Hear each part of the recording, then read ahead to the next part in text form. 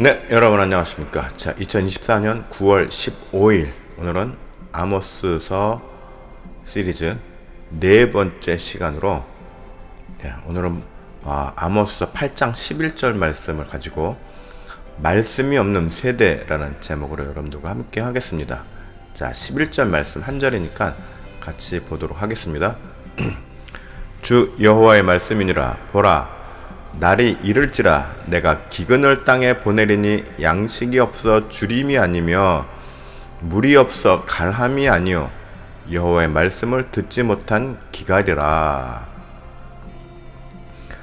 자, 갈수록 지구의 환경은 나빠지고 이로 인한 재난, 재해가 전 세계적으로 일어나고 있습니다. 지금 이 미국 캘리포니아도 지진에 산불에 아주 주민들이 고통을 받고 있기도 합니다. 그리고 많은 또 교회 설교자들이 이런저런 말씀을 들고 지금 현 상황에 대해서 해석을 합니다. 또 메시지를 선포합니다. 그런데 이렇게 저마다 하나님을 만나는 법, 하나님의 음성을 듣는 법, 고난의 때 성령님과 함께하는 법 등등 이런저런 신앙생활에 대한 어떤 나름의 무슨 표준 매뉴얼 같은 것들을 내놓고 있습니다.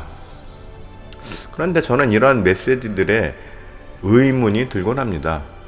왜냐하면 하나님은 인류 각자의 개성을 존중하시는 분이시기 때문에 모두에게 일률적으로 동일하게 적용되는 어떤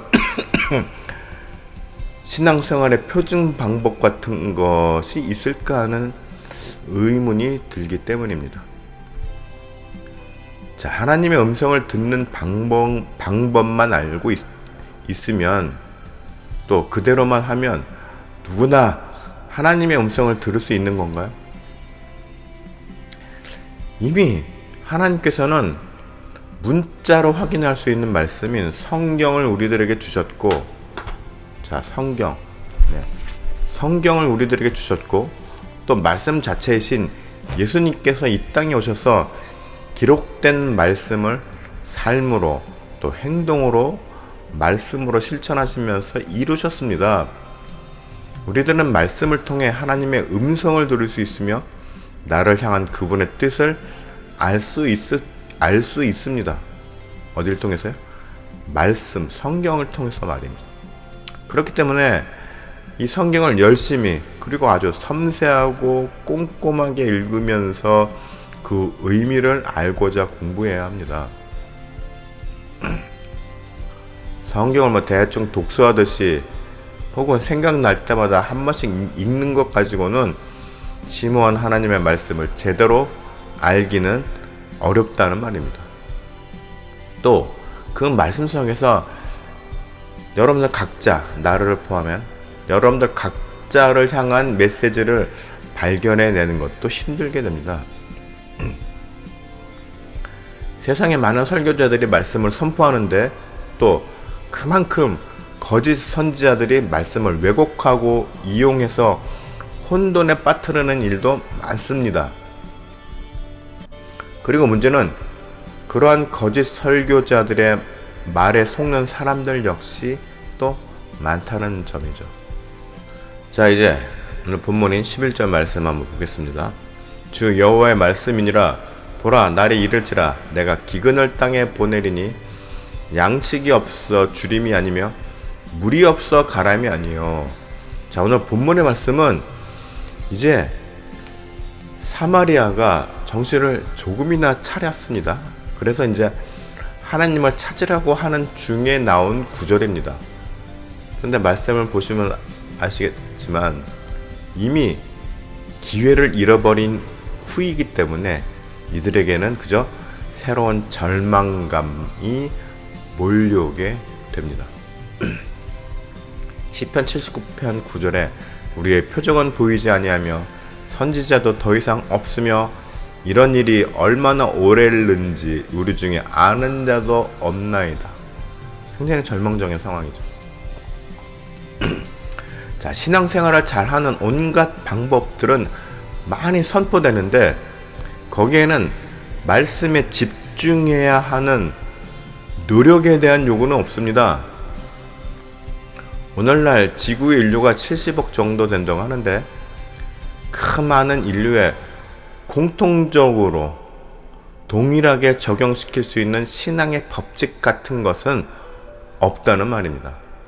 그런데 성경은 이 모든 인류가 각자의 지적 수준과 환경 안에서 받아들이는 가능한 범위 안에서 하나님은 갈망하는, 각자가 하나님을 갈망하는 그 깊이에 따라 성령의 역사가 일어날 수 있도록 합니다. 뭐가요? 성경이 말입니다. 그러니까 저 같은 설교자들의 임무는 바로 이 말씀을 사람들이 잘 읽게 해서 개개인이 이 성경 말씀을 통해 하나님께서 자신에게 주시는 메시지를 발견할 수 있도록 그런 것들을 훈련시키는 일을 해야 합니다. 그래서 성도들 각자가 자신과 하나님 사이에 그 스토리를 만들어 나갈 수 있도록 해줘야 된단 말입니다. 우리들 모두는 각자가 별개로 하나님과의 저마다 다른 스토리들이 있어야 합니다. 저도 저 나름대로 하나님과의 스토리가 있습니다. 히스토리가 있습니다. 이야기가 있습니다. 서사가 있습니다. 여러분들도 하나님과 1대1로 그런 서사를 만들어 나가야 합니다. 그런 서사는 어디서부터 시작되나요? 말씀을 통해서 시작이 된다는 말입니다.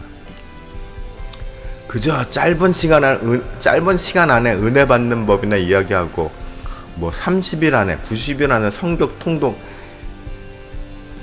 이야기나 하고 더러는 각종 거짓 이적과 주술 행위로 사람들을 현혹시키는 일에만 집중을 합니다. 오늘날 기성교회들은 말씀 훈련을 통해 성도들의 진정한 주의 사람으로 성장할 수 있도록 꾸준하게 말씀드린 것처럼 성도 개개인이 하나님과의 주님과의 어떤 서사를 이끌어낼 수 있도록 하는 기본적인 훈련을 시키는 것이 아니라 그저 6개월, 1년, 길어야 2년짜리 코스를 통해서 교회 관리자를 키우는 인스턴트 훈련에만 집중을 합니다. 그러나 성경은 분명히 보여줍니다. 모세가 하나님의 부르심을 받기까지 40년을 훈련받았습니다. 또 모세의 후계자로서 훈련받은 여호수아도 마찬가지로 40년 동안 후계 수업을 받았습니다. 바울 사도도 예수님을 만난 이후에 3년을 광야에서 영적 훈련을 받는 시간이 필요했습니다. 그리고 예수님 역시 하나님이신 예수님 역시 이 땅에 오셔서 30년을 준비하신 후에 3년을 활동하셨습니다. 혹자들은 예수님의 30년에 대한 기록이 없다는 이유로 이런저런 이야기들을 만들어냅니다. 예수님이 청년 시절에 인도를 갔다는 둥, 부처를 만났다는 둥, 네. 불필요한 이야기입니다. 불필요한 이시입니다. 성경에서 언급하지 않는 것들은 우리는 생각을 할 필요가 없습니다. 왜요? 하나님께서 우리들에게 꼭 필요한 말씀들만을 우리들에게 제공하셨기 때문입니다. 예수님은 성장하시면서 한 가정의 일원으로 충실하셨고, 예수님 자라나신 그 동네에서 사랑받는 아이로서 또 소년으로 청년으로 성장하셨습니다. 성경에 그렇게 나와 있어요. 누가복음 2장 40절에 아이가 자라며 강하여지고 지혜가 충만하며 하나님의 은혜가 그의 위에 있더라. 또 52절에는 예수는 지혜와 키가 자라가며 하나님과 사람에게 더욱 사랑스러워 가시더라. 네, 사랑받으면서 자랐습니다. 예수님은 그 사이에 뭐 어디 딴 데 가신 게 아니란 말입니다. 또 예수님은 성장하시는 과정에서도 하나님과 교류하시고 그러면서도 가정과 지역사회에 충실하면서 자신의 때를 위해서 준비하셨습니다.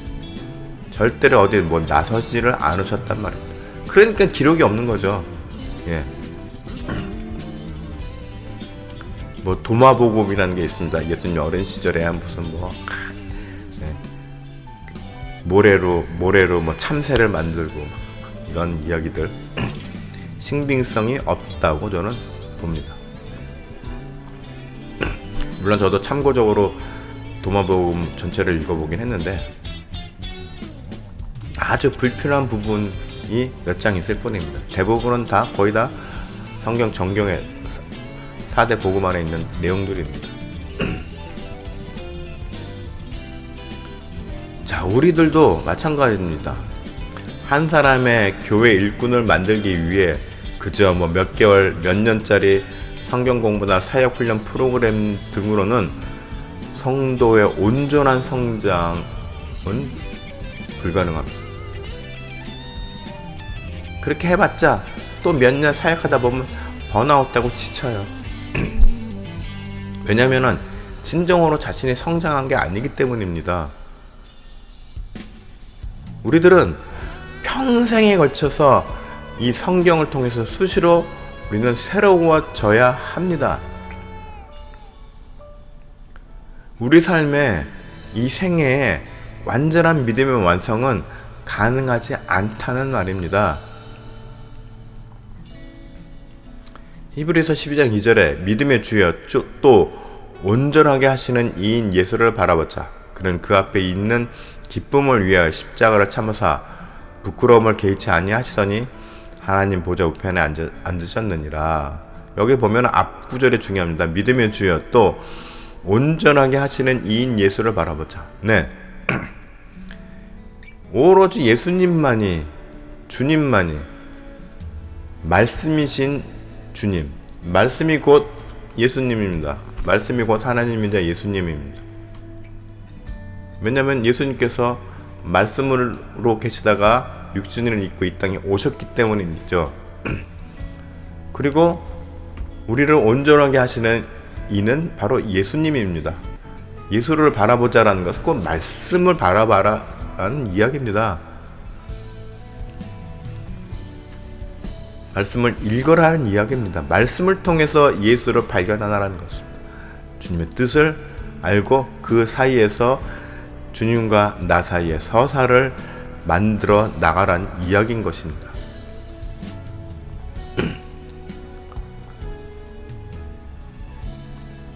그러면 금방 말씀드렸지만 예수님이 신약시대에 오셨으니까 신약만 열심히 읽으면 되는 건가요? 아니죠. 다시 말씀드리지만 예수님은 육신으로 오시기 전 이미 하나님과 말씀으로 모든 역사에 함께 하셨죠. 그래서 신구약의 모든 말씀을 통해 우리는 예수 그리스도의 삶과 뜻을 알 수 있습니다. 그리고 깊게 읽으면 읽을수록 주께서 나 자신에게 하시는 주님의 메시지를 발견할 수 있게 되는 것입니다. 말씀을 통해서 예수님께서 오로지 나를 위한 말씀을 주셨고 나를 위한 말씀을 내가 발견하고 깨달았을 때 그 기쁨을 여러분들은 아십니까? 골로새서 2장 3절 보면은 그 안에는 지혜와 지식의 모든 보화가 감추어져 있느니라. 그 보화를 하나님께서 주께서 여러분들 각자에게만 주시는 말씀의 보화를 여러분들은 발견하셨습니까? 저는 발견한 말씀이 바로 시편 40편 말씀입니다. 또 추가로 말씀하신 게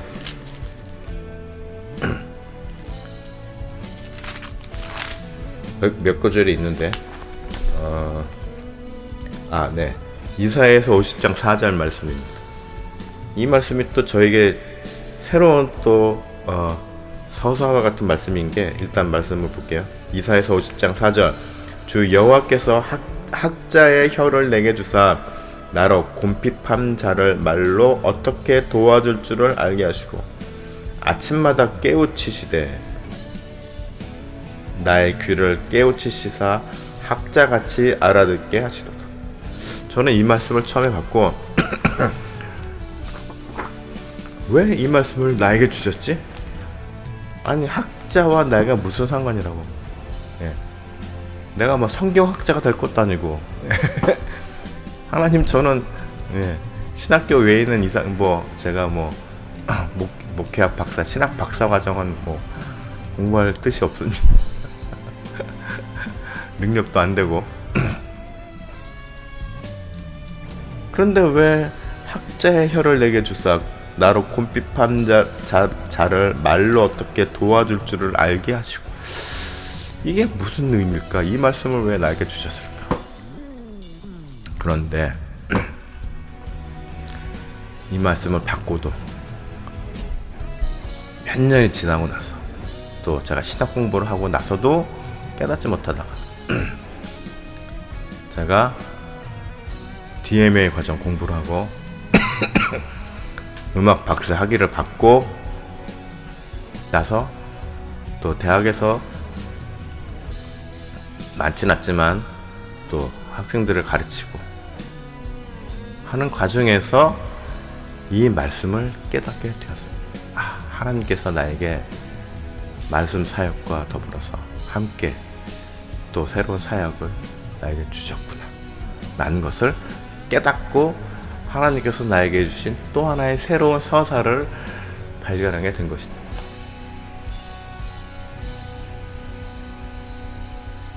자, 여러분들, 또 제가 이렇게 말씀을 이렇게 증거하기까지, 제가 사역자로서 훈련을 받고 말씀을 제대로 선포할 수 있기까지 또 그 전에 못하겠다고 땡깡 부리고 몸부림치는 기간까지 포함해서 전도사, 강도사, 또 부교역자 5년까지 대략 8년의 시간을 필요로 했습니다.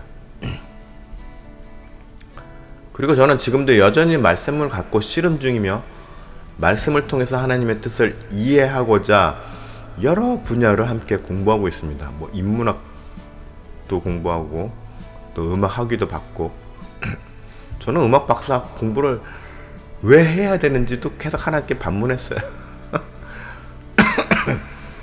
그런데 어찌어찌 하다 보니 학위도 받고 학생들을 가르치면서 또 여러 가지 상황들을 또 접하다 보니 또 저의 도움을 필요로 하는 학생들도 생기게 되고, 그래서 또 하나님께서 이렇게 또 새로운 학자의 길로도 이끄셨구나. 저는 학자의 길을 그래가지고 저는 무슨 성경 박사 공부 이런 거로 하는 줄 알았어요. 신약학 박사, 구약학 박사 이런 거. 그런 거는 아니더라고요. 자, 갈라디아서 2장 5절 말씀을 보면은 그들에게 우리가 한시도 복종하지 아니하였으니 이는 복음의 진리가 항상 너희 가운데 있게 하려 함이라. 복음의 진리가 항상 우리 가운데 있게 하렵니다. 우리는 끝까지 말씀을 놓지 말아야 합니다. 자, 11절 하반절에 여호와의 말씀을 듣지 못한 기갈이라. 말씀이 아주 희귀해졌다는 것이죠. 한 가지 중요한 사실은 우리가 말씀을 통해 깨닫고 주님의 자녀로서의 삶을 살아갈 수 있는 기회는 점점 줄어들고 있다는 것입니다. 앞으로 이 인류의 역사가 계속 가면 갈수록 성경이, 이 말씀이 하나님의 말씀으로서, 주님의 말씀으로서의 권위는 점점 떨어질 것입니다. 이 실질적인 하나님의 가치가, 능력이 떨어진다는 것이 아니라 세상이 그렇게 만들 것이란 말입니다. 그러면서 이 말씀 성경처럼 구절처럼 말씀의 기갈지대가 지금보다 더 심해질 것이란 말입니다. 주님의 올 때가 가까워질수록 더 그렇게 될 것입니다. 그렇기 때문에 우리들은 성경을 정말 값진 시간을 내서 읽어야 합니다.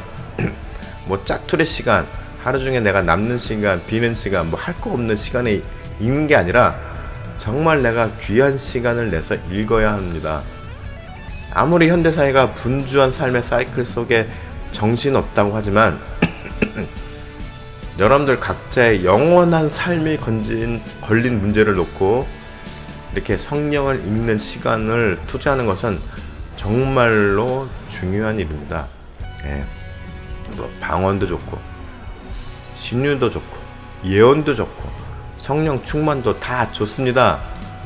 그런데 말씀이 빈약한 가운데서의 이런 은사들은 매우 위험합니다. 말씀에 충만한 사람은 필요에 따라 때에 따라서 방언도 하나님께서 주시고 필요하면 또 신유도 주시고 예언도 주시고 하십니다. 말씀에 기초가 없는 방언은, 말씀에 기초가 없는 신유나 예언은 그 출처가 어딘지 확실히 알 수가 없습니다. 그게 하나님께로부터 나온 능력인지 귀신으로부터 나온 능력인지 알 수가 없습니다. 확신할 수가 없습니다. 자, 이 땅에 있도록 이단과 사이비가, 또 이단과 사이비와 정통교단 사이에서 줄타기하는, 마치 아모스 7장에 나오는 아마샤와 같은 사건 사역자들이 끊이지 않는 것은 말씀에 진심으로 충실하지 않기 때문입니다. 자, 말씀을 이용해서 어떻게 권력을 잡고, 말씀을 이용해서 어떻게 성도들을 가스라이팅 할까? 네. 이런 것에만 집중하기 때문에 교회가 끊임없이 시끄러워지는 것입니다.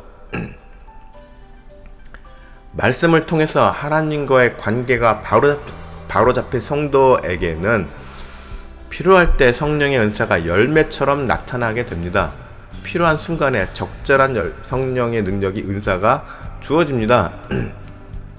그리고 그러한 은사들은 내가 믿음이 좋다는 것을 과시하기 위함도 아니요, 또 능력자로서 위세를 떨치기 위함도 아닙니다. 그저 사역의 한 일환으로 필요한 시기에 성령께서 주시는 도구, 툴일 뿐인 것입니다. 자, 여러분들 모두, 자, 말씀드렸지만 여러분들 각자가 하나님과 여러분들 사이에 서사를 만들어 나가는 그런 단계까지, 그런 하나님과의 관계가 형성되기를 바랍니다. 그러기 위해서는 어떻게 해야 되나요? 이런저런 이야기에 흔들림 없이 그저 말씀에 집중해야 됩니다. 성경 한 구절 한 구절을 집중해서 읽고, 과연 하나님께서 나에게만 개인적으로 주시고자 하는 메시지가 무엇인가를 진짜 보화를 캐듯이 읽어야 합니다. 그것도 한두 번 읽어서는 되지 않습니다. 최소한 저처럼 한 10번은 정독하셔야 됩니다. 그 와중에 10번을 읽는 와중에 발견할 수도 있습니다. 성경 한두 번 통독했다고 해서 발견해질 수 있는 거면은 천국 못 갈 사람은 없을 것입니다. 물론 하나님께서 모든 인류가 다 구원받기를 원하시지만은 세상이, 사람들이 워낙 악하다 보니, 이 마음이 워낙 굳게 닫혀 있다 보니 그 문을 열고 우리가 영안이 뜨이기까지는 성경을 끊임없이 묵상하고 읽어야 합니다. 그래서 우리들의 굳은 마음이 하나씩 녹아져야 합니다. 그리고 그 녹아지는 과정에서 하나님과의 서사가 끊임없이 만들어져야 됩니다. 관계가 끊임없이 형성돼야 하고 이야기거리가 끊임없이 나와야 합니다. 하나님께서 나에게 간섭하시는 그런 섭리하시는 그런 줄거리들이 계속 나와야 하는 것입니다. 마치 성경에 많은 인물들이 하나님과의 관계 속에서 여러 가지 삶의 여정이 있었듯이 여러분들 각자도 그런 여정들이 만들어져야 하는 것입니다. 뭐를 통해서요? 말씀을 통해서 만들어져야 합니다. 말씀을 읽고 깨달고 나갈 때 우리의 삶의 방향이 달라지고 하나님께서 터치하시는 손길이 달라지게 됩니다. 저도 말씀을 읽는 와중에 제 인생의 말씀인 시편 40편을 만났고 그 말씀을 통해서 내가 하나님께서 나를 부르셨구나를 깨달았고 그때부터 비로소 내가 사역자로서의 길을 가기 위한 훈련을 받았고 그 과정에서 또 새롭게 학자로서의 또 일도 사명도 미션도 주어지게 되었습니다. 여러분들도 이렇게 말씀에 집중함으로 인해서 하나님께서 여러분들 각자에게 주시는 이야기, 귀한 메시지를 발견하는 그게 바로 여러분들만의 보화입니다. 그런 성도들이 되시기를 축복합니다.